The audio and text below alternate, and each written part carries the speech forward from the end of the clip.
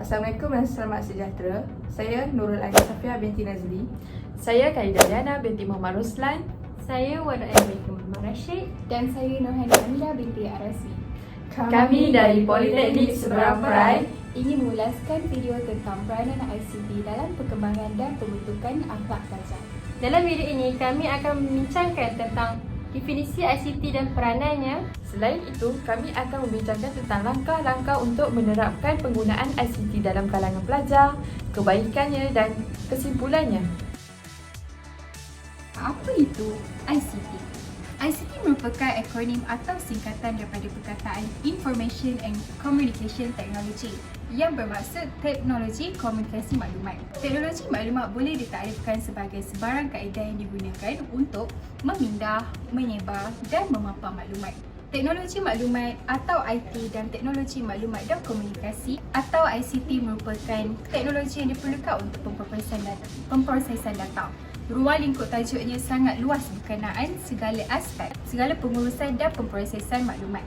Secara tepat dan mudah, penggunaan komputer dan perisian untuk mengubah, menyimpan, melindungi, memproses, memindah, melihat dan mendapatkan maklumat tanpa menyeda tempat dan waktu.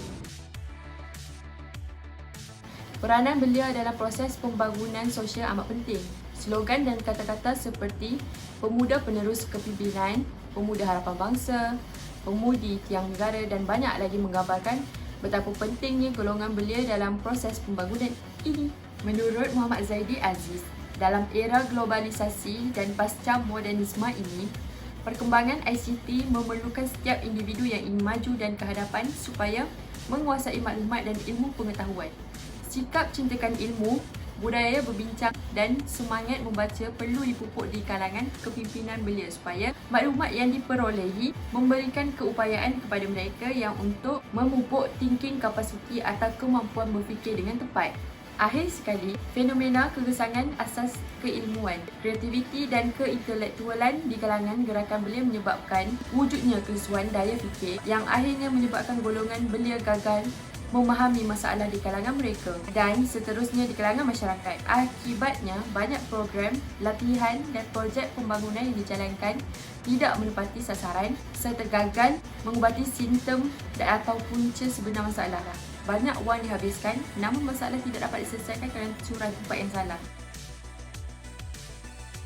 Kementerian Pendidikan Malaysia sebagai peneraju ICT dan dunia pendidikan perlu menyediakan keperluan fizikal dan bukan fizikal untuk membolehkan penggunaan ICT sebagai alat pengupaya pada semua peringkat organisasi pendidikan. Penggunaan ICT juga mampu membawa perubahan dan pembaharuan pada sistem pendidikan ke arah memertabatkan pendidikan negara pada peringkat antarabangsa. Langkah yang pertama adalah kemudahan komputer. Dengan menyediakan makmal komputer dan peralatan komputer di sekolah-sekolah di bandar dan luar bandar dengan lengkap oleh Kementerian Pendidikan.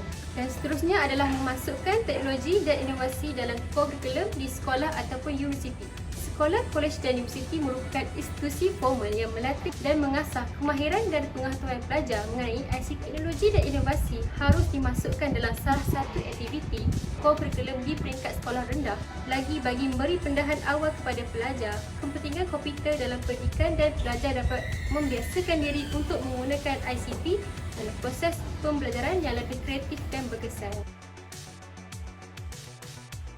ICT telah menjadi kepentingan dalam menjalani kehidupan seharian seseorang. Maka, terdapat beberapa kebaikan sekiranya wujud ICT ini kepada golongan pelajar. Salah satunya adalah memudahkan golongan pelajar dalam pencarian maklumat. Hal ini demikian kerana apabila wujudnya ICT ini, ia akan memudahkan lagi golongan pelajar dalam mengakses apa sahaja ilmu yang berkaitan dengan pendidikan dan memudahkan untuk mengetahui keadaan dunia sekarang ataupun isi semasa sama ada melalui berita harian online, sinar harian dan sebagainya. Ini akan mengembangkan lagi minda golongan pelajar apabila mereka cenderung ke arah kerajinan dalam mengakses sesuatu isu penting. Bukan itu sahaja, kita juga tahu bahawa manusia tidak dapat dipisahkan dengan teknologi maklumat dan informasi yang semakin canggih, dan ini juga disebabkan manusia tidak dapat dipisahkan dengan kemudahan ini. Seterusnya, memudahkan dan menggalakkan lagi komunikasi antara satu sama lain tanpa sepadan.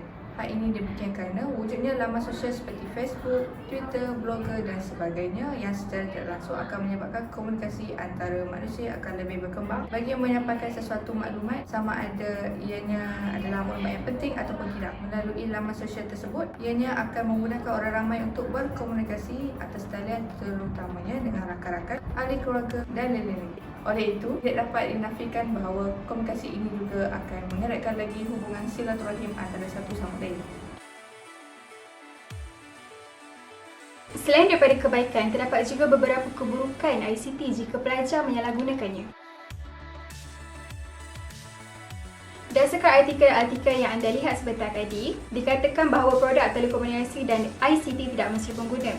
Dan juga remaja kanak-kanak ketagihan internet semakin serius. Hal ini demikian kerana apabila terdapatnya ICT, pelajar akan lebih banyak membuang masa. Keseronokan melayari laman sosial seperti Facebook, Twitter dan bermain permainan maya secara atas talian menyebabkan seseorang menghabiskan banyak waktu. Kesan yang paling ketara adalah terhadap pelajar yang menghabiskan waktu mereka melayari internet sehingga mengabaikan kerja sekolah dan waktu belajar. Produktiviti seseorang pekerja juga akan merosot jika terlalu leka melayari internet. Di samping itu, ICT juga mendatangkan kesan negatif dalam berlakunya jenayah cyber. Semakin maju teknologi maklumat, semakin meningkat jenayah cyber yang berlaku. Jenayah cyber dimaksudkan adalah seperti penipuan secara atas talian, berlaku transaksi palsu, bullying cyber dan sebagainya. Kelicikan penjara cyber ini ada kalanya mampu menggodam sistem pertahanan negara dan rahsia-rahsia kerajaan yang boleh mendedahkan sesebuah negara kepada ancaman anasi luar. Penipuan jual beli dalam talian juga membawa kerugian besar kepada pembeli atau penjual. Dan akhir sekali, kesan negatif kemajuan ICT ialah melayari laman sesawan yang tidak bermoral atau pornografi. Generasi muda khususnya lebih terdedah untuk melayari laman sesawan yang tidak bermoral dan pornografi disebabkan benteng agama yang tidak kukuh. Melalui laman sesawan tidak bermoral ini, generasi muda akan mudah terpengaruh dan mengikut perilaku yang tidak baik menerusi laman sesawan tersebut.